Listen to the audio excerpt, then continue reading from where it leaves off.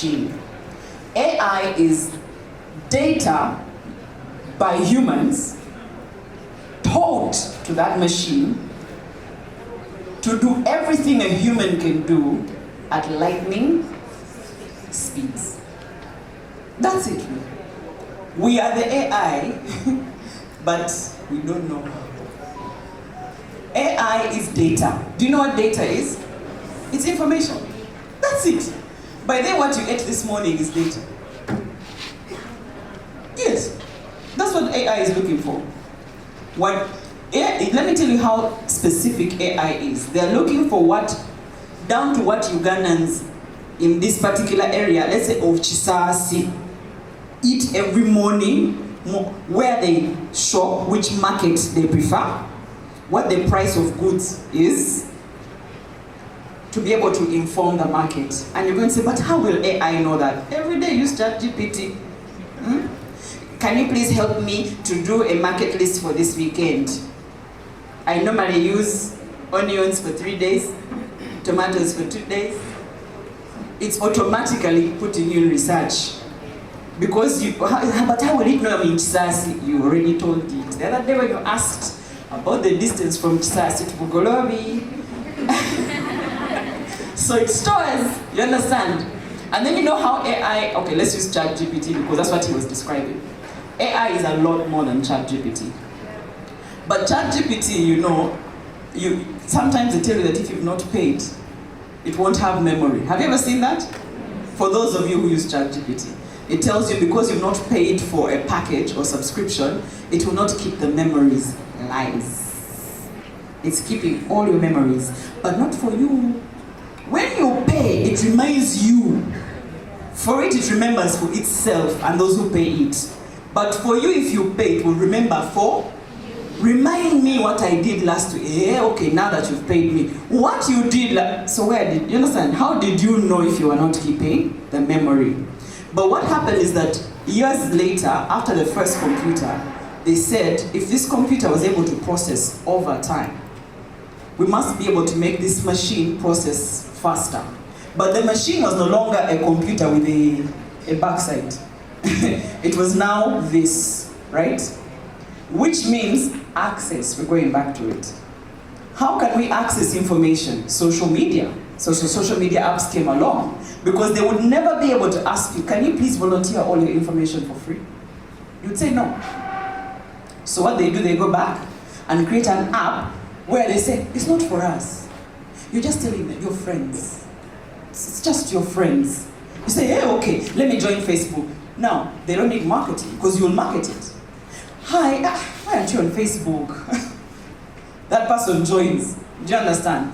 Then they now realize Flavia has 3,000 friends. Does that make sense? Then they say, but how will we make Flavia speak?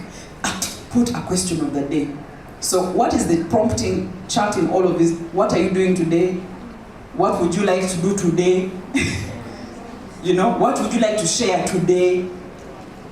You understand what I mean? So automatically you're doing the thing you said no to originally. But now you're not doing it alone. You've brought all of your friends to do it. So all they're doing is data. Information, that is what AI is. So we humans are training machines to be able to do what we do faster. That's artificial intelligence. We're building a brain in a machine. It's a bad thing because it might replace you, because it can do what you do faster. And you cannot say, I will withhold information, because you're withholding it, but your neighbor is giving it.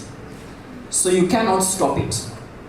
But you can train it to help you, isn't it? That's why artificial intelligence only benefits those who understand it. Who understand what collaboration is. And it's unfortunate that the innovators are not human resource managers. Do you know why? Because the innovator is a tech guy who could care less about your data. So now what you will do is go to that tech person and say, in our IT department, you create for us a balanced scorecard to measure the productivity of our people. So you're not the innovator. You're not. I asked our HR, how will you protect the data and the privacy of our people with a thing called a balanced scorecard? Online, without information, online. How? No, it's anonymous. I tell you how. When I have a problem, you tell me to go to IT and they can rectify. So how can they rectify what is anonymous? Do you understand? So you don't run from artificial intelligence, human resource managers. Learn how to make it work for you, right? So we talked about access, we talked about skills. Let's talk about speed quickly as I wrap up. If you know that digital is about access, and you learn the skills to position you in the time and the world, the third thing you need to remember is speed. What the digital world has done is not just access, it is speed. We just talked about it with ChatGPT, that you think the average rate of a human being thinking is not the average rate of an AI thinking. Because you're only speaking from your history and your experience. So when I ask you, how much is a bottle of water, you're picking from your experience.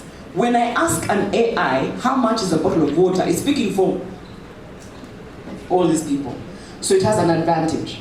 Meaning everything you do, how's the fastest you can do it? Still standard work, please don't lower the standard. But everything must be done with speed. But it's speed and efficiency, they go together. You understand? I find that most of us were used to doing things the way we're doing things. A term is 3 months, isn't it? Or a semester? It's 3 months. Has it reduced or added? It's how? 4 months. So mind. But in 4 months, the university expects for you to learn and do exams, isn't it? In 4 months. So it waits for 4 months to test what you know. And automatically, when you go into the workspace, you're used to being tested on what you know after 4 months. And so you're not used to being asked to deliver things very quickly. So your execution is, I will see, I will get back to you, I will. You must improve your speed, because the digital world you're now aiming for and you're now going into is going to reduce how many roles are there because of speed. So are you the one it will look for? Because after all, we'll still get the same output with this human being. So it is learning what the digital world is giving and learning how you can be the one to give it. Do you understand? There must be a turnaround time that is known to you, because the digital world will make you useless. Do you understand? It's like accounting. We used to be able to only have somebody do, the ledgers, what. Now there's accounting systems. Just input a few of your information every day. At the end of the month, it gives you a report. You're not hiring an accountant. Do you understand? As you hire one guy to input daily. Think about it. Whereas before you used to have the one inputting, the one handling the suppliers. Now when the machine tells you, don't worry. You give me a copy of what your receipt is, what your invoice is, what your quotation is, and what are your typical rates. That's it. E-signature. It puts your e-signature. So every time a supplier asks you for something, your invoices come out very fast, very fast. So speed is important. Now, that is speed for accountants. You must find what speed is needed for your field. And that is what will make you stand out. You must remember that digital is all about access. It has given you access. What you do with that access is up to you. We talked about the filter. And then 2, skills. So you must find what skills they are looking for, the ones giving you internship, and what skills you then need, even if not for today, but for tomorrow. Do you understand? And then the third is speed.